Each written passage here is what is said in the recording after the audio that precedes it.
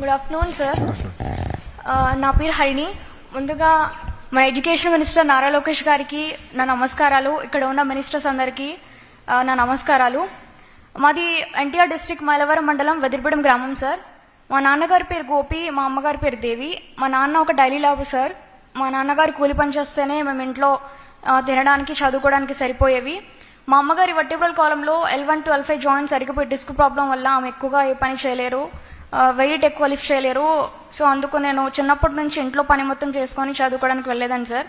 First class నుంచి 10th class వరకు government స్కూల్లోనే చదువుకున్నాను. 10th క్లాస్లో ఉన్నప్పుడు పగలు పని చేసుకొని నైట్ కూర్చొని చదువుకునేదాన్ని సార్. ఏ విద్యార్థికైనా ఒక కోరిక ఉంటుంది సార్. 10th క్లాస్ అయిపోయిన తర్వాత చిన్నప్పుడు తెలియదు కాబట్టి ప్రైవేట్ కాలేజ్లో జాయిన్ అవ్వాలి, గొప్పగా పెద్ద పెద్ద కాలేజెస్లో జాయిన్ అవ్వాలి అనిపించేది. కానీ మాకు ఫైనాన్షియల్గా సపోర్ట్ అంత లేదు కాబట్టి మా నాన్నగారు నన్ను మైలవరంలో MBM గర్ల్స్ హై స్కూల్ ప్లస్లో గవర్నమెంట్ కళాశాలలో జాయిన్ చేశారు సార్. నాకు ఫస్ట్ ఇయర్లో 440కి 427 మార్క్స్ వచ్చాయి. అండ్ ఆల్సో సెకండ్ ఇయర్లో 1000కి 978 మార్క్స్ వచ్చాయి సార్. మన స్టేట్లో ఉన్న 294 హై స్కూల్ ప్లస్లో స్టేట్ ఫస్ట్ వచ్చాను అనే గర్వం అయితే లేదు, కానీ మా తల్లిదండ్రుల కష్టానికి తగిన ఫలితాన్ని తీసుకొచ్చాను అనే ఆనందం నాకు మనస్ఫూర్తిగా ఉంది సార్. ఇంటర్మీడియట్లో నాకు మంచి మార్క్స్ రావడానికి మా కాలేజ్ లెక్చరర్స్ నాకు చాలా సపోర్ట్ చేశారు సార్. ఫైనాన్షియల్గా కానీ బుక్స్ ప్రొవైడ్ చేయడము, అందరికీ బుక్స్ డిస్ట్రిబ్యూట్ చేయడము చాలా హెల్ప్ చేశారు. మైలవరం ఎమ్మెల్యే గారు వసంత వెంకట కృష్ణప్రసాద్ గారు నాకు 10,000 రూపాయలు ఇచ్చారు సార్. ఫైనాన్షియల్గా నాకు ఎంతో సపోర్ట్ చేశారు.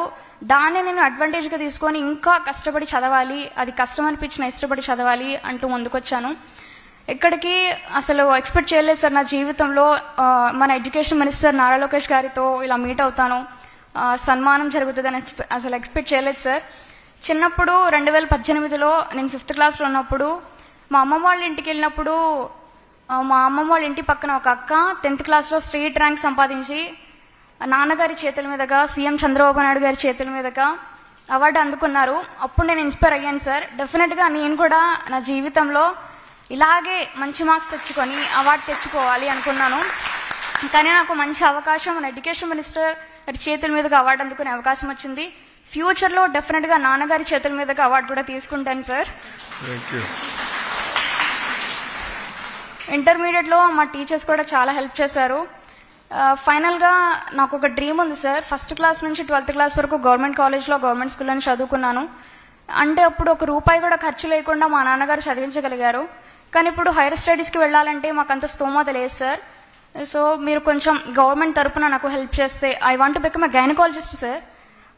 మా అమ్మ కొంచెం హెల్త్ ప్రాబ్లం, ఎమర్జెన్సీ, ఏ టైంలో ఎలా ఉంటారో తెలీదు. మా అమ్మని చూసి నేను ఇంకా ఇన్స్పైర్ అయ్యి డెఫినెట్గా నేను డాక్టరే అవ్వాలి అనుకున్నాను. ప్రతి ఒక్క విద్యార్థి గోల్ వెనుక ఒక రహస్యం ఉంటుంది. మా అమ్మగారిని చూసి నేను డెఫినెట్గా డాక్టరే అవ్వాలి, నా ఆక్యుపేషన్ డాక్టరే అవ్వాలి అనుకున్నాను. మీరు నాకు సపోర్ట్ చేస్తే గవర్నమెంట్ తరపున ఎడ్యుకేషన్ మినిస్టర్ నారా లోకేష్ గారి తరపున నాకు నీట్లో ఫ్రీ కోచింగ్ ఇప్పించండి సార్, లాంగ్ టర్మ్ కోచింగ్. నేను డెఫినెట్గా 1 year కోచింగ్ తీసుకొని MBBS గవర్నమెంట్ సీట్ తెచ్చుకుని డాక్టర్ అవుతాను, సమాజానికి సేవ చేస్తాను sir. Thank you for giving opportunity sir. This is the great and meritorious opportunity in my life. Thank you, sir. Jai.